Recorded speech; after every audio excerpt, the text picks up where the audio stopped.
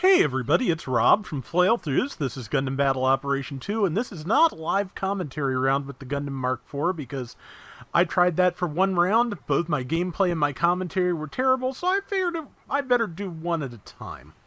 And I worked fairly well. But yeah, the Gundam Mark IV is a general with a pretty good general skill set.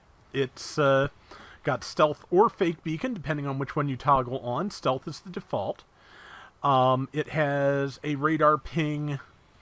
It has a stun on contact beam rifle that doesn't charge. 6 rounds in the E-Pack. Has an incom and has a shoulder cannon. Very similar to the Gundam Mark III's in that it doesn't stun if it's not charged and does stun if it does. It also has pretty good melee mod, which I leaned into, and a really long beam saber.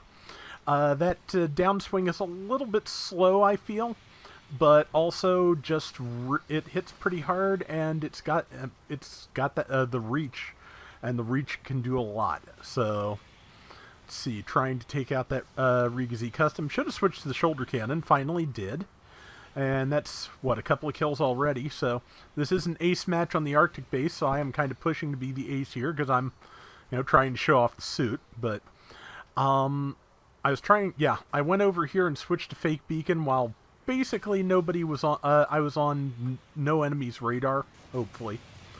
Didn't do me much good though. I am dead. But, like I said, I had a pretty fair start here, I think, so.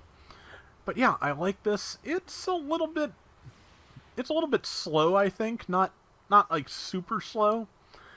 But it hovers a little bit on the slow side.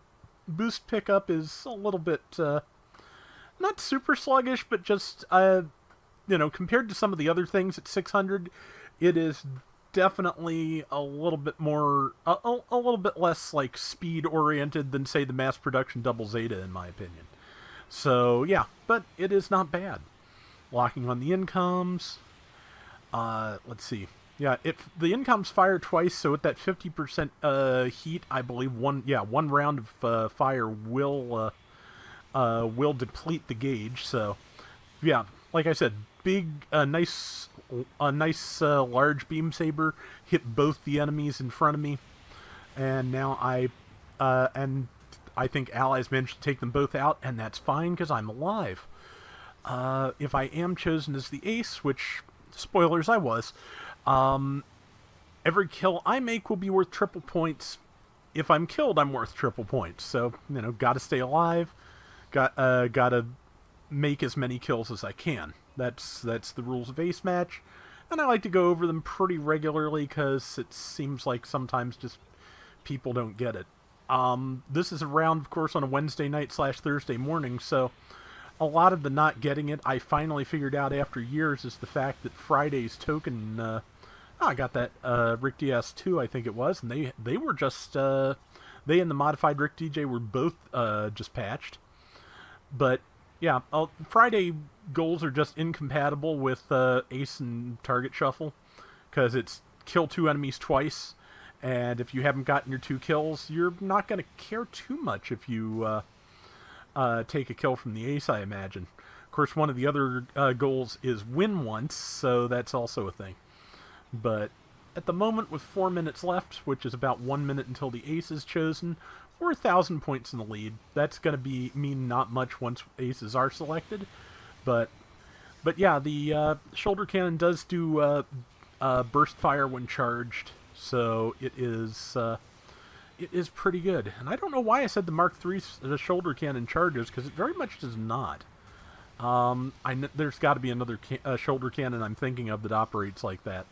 But I'm glad I actually remembered that before the round was over. But yeah, what does have shoulder cannons like that? I know there are definitely weapons that do the stunning burst fire thing, even if they're not shoulder cannons. So it's nothing too unexpected. I just don't remember why I thought the Mark III did it.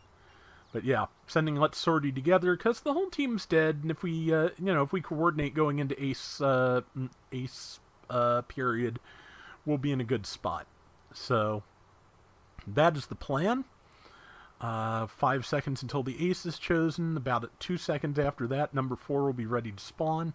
I was going to hold for number 4. Other people did not think so I just went with the flow so we could all get moving. Besides, by the time I made that decision, number 4 was ready. So here we are in ace mode. My stealth and my fake beacon both really don't mean much anymore because I'm going to have that ace sign over my head all the time. Granted, I believe if you're not looking directly at the ace, if they have stealth or fake beacon, they don't show up on the map, which is probably the only reason I am not getting swarmed at the moment, being off by myself. I do have stealth on, so it's you know, they can only see me on radar when I fire. But again, they can see the sign over my head just by looking if they look. Sometimes people do pile a little bit too much by instruments, which is kind of funny since they're not even supposed to work in Gundam, you know, except I think they can realistically detect heat, and that's about it in general UC tech. I know Zeonic Front had like 3 or 4 different kinds of functional radar, but yeah, I'm pretty sure that in most of the shows, like heat signatures were about the only reliable way of finding anything. I may be wrong. It's been a while.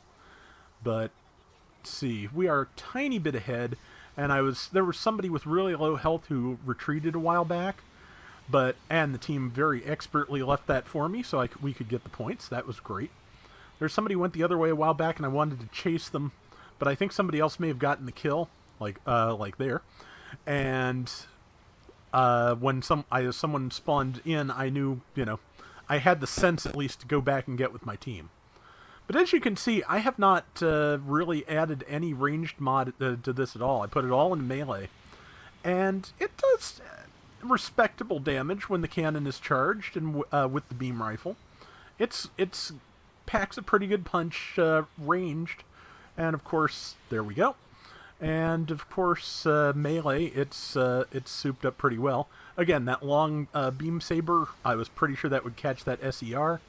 And there is a modified DJ, which it's either the modified Rick DJ or the Rick DJ. I'm not sure which, either way.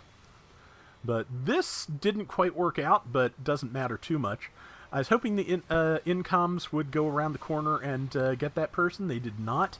And that gave the enemy team time to take me out, but I don't think they have time to get the lead back, which is good because I'm not going to have time to spawn back in realistically. Like I'm gonna be able to spawn in at like the 2-second mark. But yeah, this thing, like I said, this thing's pretty good. Has a bunch of nifty skills, and just, you know, decent amount of power for a 600, I think. So it's got a decent skill set. So I'm glad I got it, and neat looking shield too. So but yeah, top score 9,300 out of 23,000, 1,400 points and assists.